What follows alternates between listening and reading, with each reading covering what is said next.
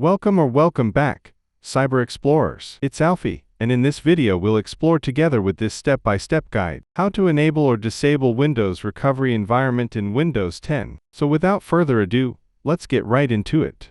Windows Recovery Environment, WinRE, is a built-in recovery tool that helps troubleshoot and repair issues that prevent Windows from booting properly. It includes features like Startup Repair, System Restore, and Command Prompt for advanced troubleshooting. To disable or enable WinRE in Windows 10, open Command Prompt as administrator. Type the following command to check the current status of WinRE.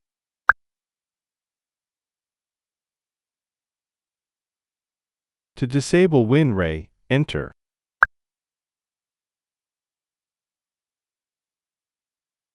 To enable WinRE, enter.